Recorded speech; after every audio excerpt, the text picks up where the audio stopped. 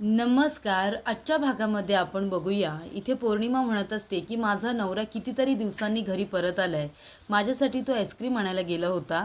मी त्याची वाट बघत इथे बसले. आमचं स्पेशल मोमेंटमध्ये मी घरातल्या म्हाताऱ्या माणसांकडे लक्ष देऊ का की माझ्या नवऱ्याची वाट बघू. तेव्हा इथे भूमीला राग येतो आणि ती आता पौर्णिमेवरती हात उगारते. तेव्हा इथे अभि लगेचच भूमीला आवाज देतो. तेव्हा इथे आकाश अभिकडे बघायला लागतो. तेव्हा अभि म्हणत असतो, जाऊ दे ना भूमी, झालं ते झालं, तिच्याकडून नकळतपणे झालं. तेव्हा इथे आकाश म्हणतो की अभि, तिच्याकडून मगाशी जे काही झालं ते नकळतपणे झालं, पण आता ती जे काही बोलते आपल्या आजीबद्दल ते नकळतपणे बोलते का, असं वाटतंय तुला? तेव्हा अभि म्हणतो, जाऊ दे ना, कशाला उगाच विषय वाढवायचा.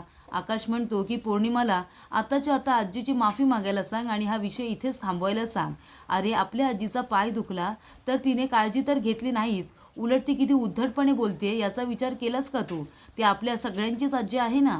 तेव्हा इथे आजी म्हणत असते, जाऊ दे रे बाबांनो, मला कुणाची माफी वगैरे नको आहे, पण या घरामध्ये शांतता ठेवा.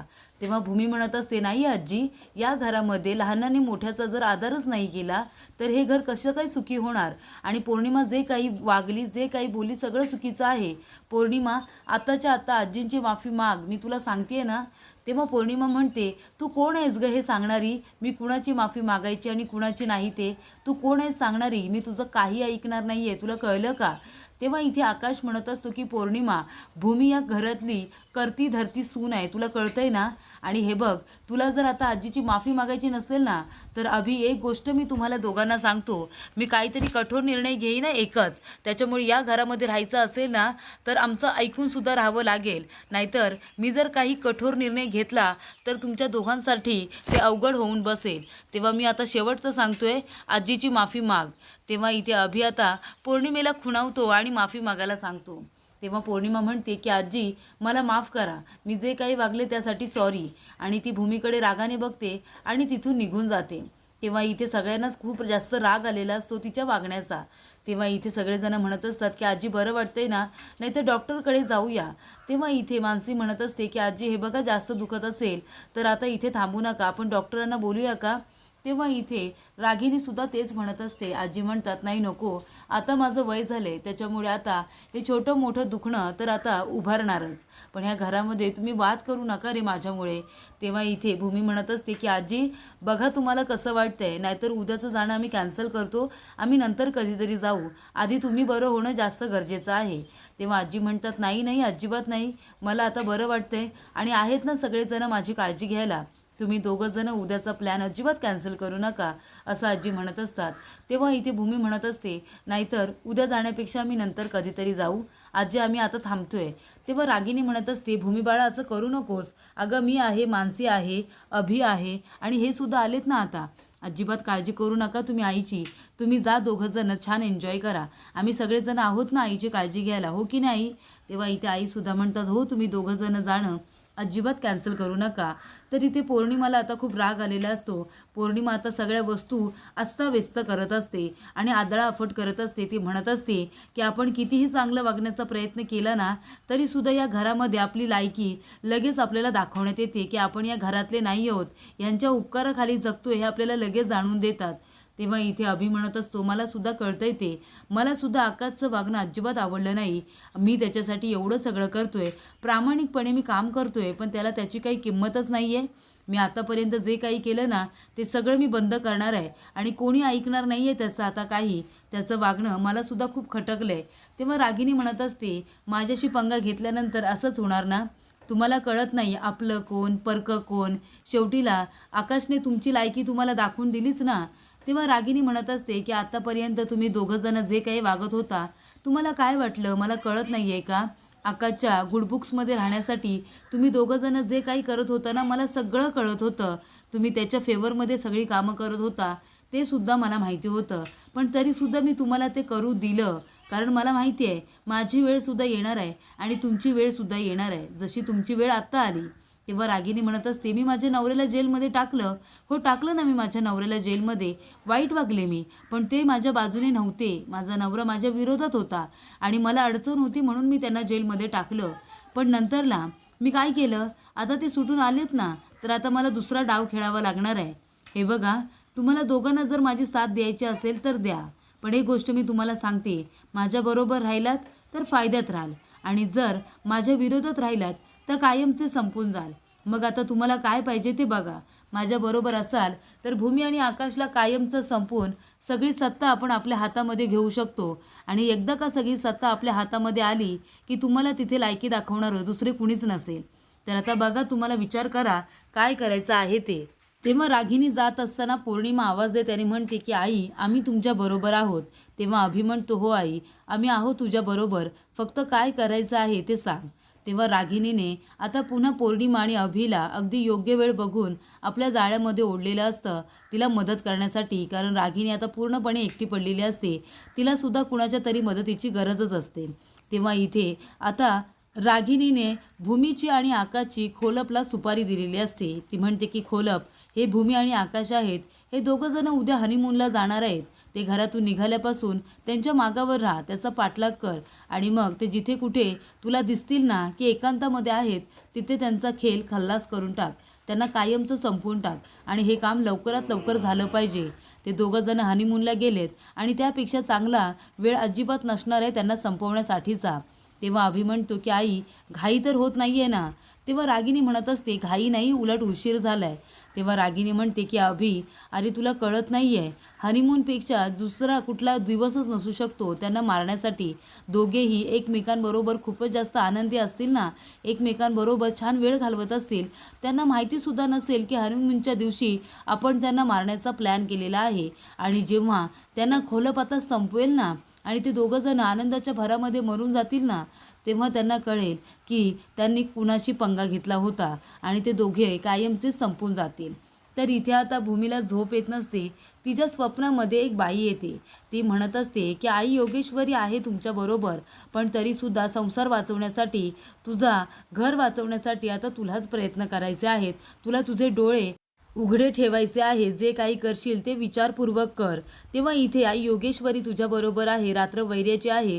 तुला तुझा संसार वाचवण्यासाठी आता प्रयत्न करायचे आहेत आणि तुझं सौभाग्यसुद्धा, हे सगळं तुझ्या हातामध्ये आहे, असं आता ती बाई म्हणत असते. तेव्हा इथे आता भूमीला जाग येतो आणि भूमी लगेचच उठून बसते. भूमी म्हणत असते की उद्या आम्हाला बाहेर जायचं आहे आणि हे स्वप्न मला आता कसं काय पडलं. तेव्हा ती म्हणत असते की आई योगेश्वरी, काय संकेत देण्याचा प्रयत्न करतेस. सगळं काही ठीक तर असेल ना, काही संकट तर येणार नाही आहे ना. एकतर उद्या आम्हाला बाहेर जायचं आहे. तेव्हा इथे भूमी आता आकाशच्या डोक्यावरून हात फिरवते आणि म्हणत असते, काही वाईट संकट तर येणार नाही आहे ना आमच्या दोघांवरती, असा प्रश्न तिला पडलेला असतो. तर इथे भूमी आकाश आता दोघं जण जायला निघालेले असतात. तेव्हा इथे रागिनी म्हणत असते की एकमेकांची काळजी घ्या आणि व्यवस्थित राहा. तेव्हा अथर्व म्हणत असतो, अरे ते दोघं जण हनीमूनला जात आहेत, ते दोघं जण एकमेकांची काळजी घेणारच, त्याच्यामध्ये तुम्ही त्यांना एकमेकांची काळजी काय घ्यायला सांगताय. हॅपी जर्नी, हॅपी हनीमून असं काहीतरी बोला. तेव्हा इथे आजी म्हणत असतात, खूपच जास्त मुलं हल्लीची फाजील झालेली आहेत. तेव्हा इथे लगेचच रागिनी म्हणते, हो, आणि अथर्व तर खूपच जास्त.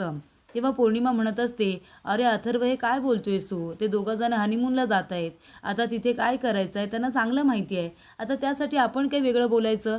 तेव्हा मानसी म्हणते की ही खूपच जास्त स्ट्रेट फॉरवर्ड झाले बाबा, म्हणजे सगळं तोंडावरती बोलते.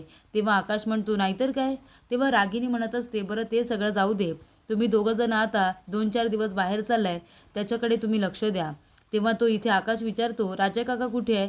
तेव्हा रागिनी म्हणत असते, तुझे राजा काका गेले ऑफिसला, एवढ्या दिवस ऑफिसला गेले नव्हते, तर सकाळी लवकर उठून ऑफिसला गेले, ऑफिसचा ताबा घेतलाय. तेव्हा इथे अभि म्हणत असतो की आता बाबा गेलेत, मी सुद्धा निघतोय. तेव्हा भूमी म्हणत असते की राजा काका बरं झालं ऑफिसला गेले, जेवढा वेळ ते ऑफिसमध्ये कामामध्ये रमतील ना, तेवढा लवकर जेलमध्ये त्यांच्या मनावर जे काही आघात झालेत ना, ते बाजूला होतील. तेव्हा इथे आकाश म्हणत असतो की अगदी बरोबर, आणि तुम्ही सगळेजणसुद्धा एकमेकांची काळजी घ्या. तेव्हा रागिनी म्हणत असते की आकाश, ज्या माणसाने यांची ही अवस्था केली आहे ना, त्या माणसाला मी सोडणार नाही आहे, लवकरात लवकर शोधून काढेन आणि त्याला जेलमध्ये टाकेन. तेव्हा आकाश म्हणतो की आता तू काळजी करू नको, आम्हीसुद्धा दोघंजणं त्या माणसाला शोधून काढू आणि त्याची रवानगी जेलमध्ये करू. तेव्हा रागिनी म्हणते, बरं आता याचा विचार तुम्ही दोघंजणं करू नका, तुम्ही 2-4 दिवस बाहेर चालले, चांगलं एन्जॉय करा. तेव्हा इथे आजी म्हणत असतात, नाहीतर काय, आणि व्यवस्थित जा आणि व्यवस्थित या. तेव्हा इथे रागिनी म्हणत असते, हे दिवस पुन्हा तुमच्या आयुष्यामध्ये कधी येणार नाही आहेत, तेव्हा आता छान एन्जॉय करून घ्या. तेव्हा अभि म्हणत असतो, नाहीतर काय, आणि दोघेही एकमेकांची काळजी घ्या आणि प्रवाससुद्धा तुमचा चांगला होऊ द्या. आणि आकाश ऑल द बेस्ट असं सुद्धा अभि म्हणतो. तेव्हा आकाश म्हणतो, अभि तू सुद्धा आता हेच बोलणार आहेस का?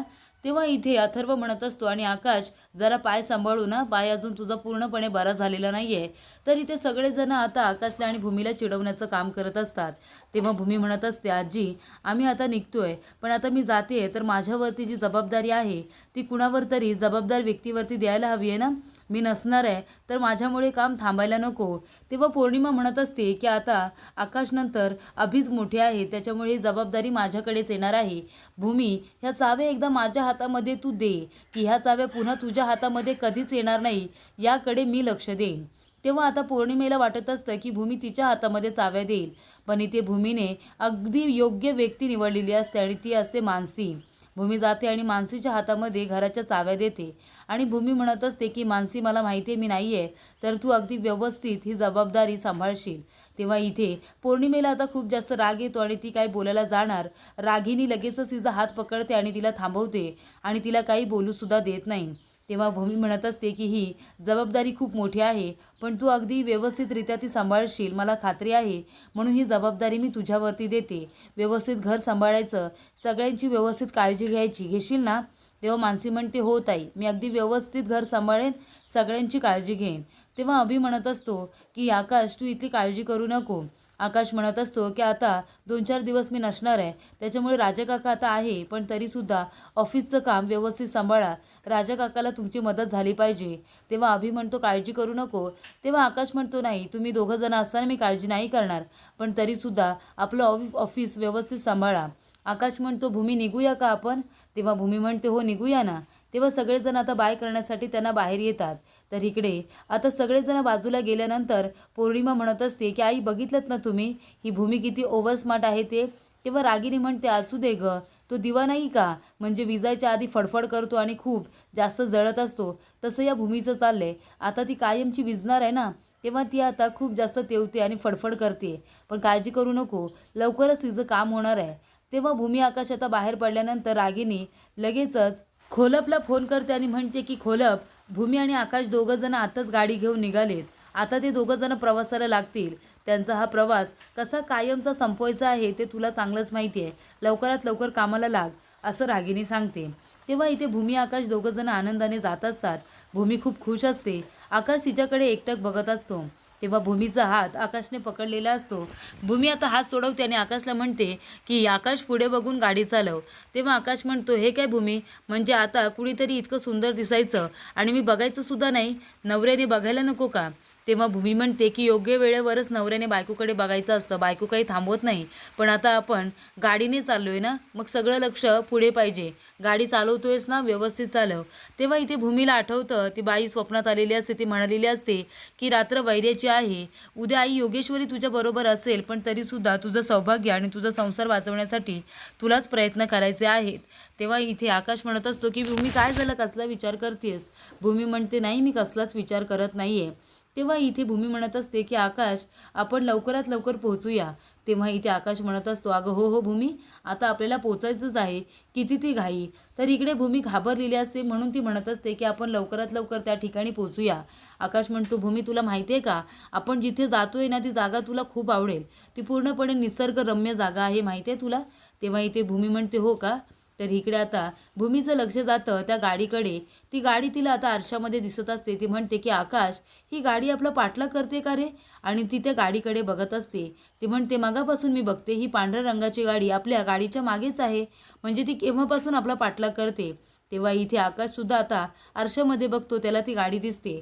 तेव्हा भूमी म्हणत असते, आकाश तू जर आता गाडी बाजूला थांबवलीस ना, तर आपल्या मागोमाग ती गाडीसुद्धा थांबेल, बघायचं आहे तुला? तर इकडे आता पाऊस सुरू असतो. तेव्हा आकाशसुद्धा भूमीचा ऐकतो, गाडी बाजूला उभी करतो आणि दोघेही आता छत्री घेऊन बाहेर येतात. आकाश विचारतो इथे, ओ दादा, तुम्ही आमचा पाठलाग का करताय? मगापासून आमच्या गाडीच्या मागेच तुमची गाडी आहे, का करताय पाठलाग? तेव्हा इथे खोलप खूपच जास्त घाबरतो. तर पुढील भागामध्ये आपण बघूया. रागिनी म्हणते की खोलप, मला कारणं नको आहेत, पुढच्या काहीच तासामध्ये मला भूमी आणि आकाश दोघे माझ्या नजरेसमोर मरायला हवेत, लवकरात लवकर. तेव्हा इथे खोलपने आता दुसऱ्या माणसाची व्यवस्था केलेली असते. इथे भुट्टा भाजण्यासाठी एक माणूस उभा असतो, तो मका आता भाजत असतो.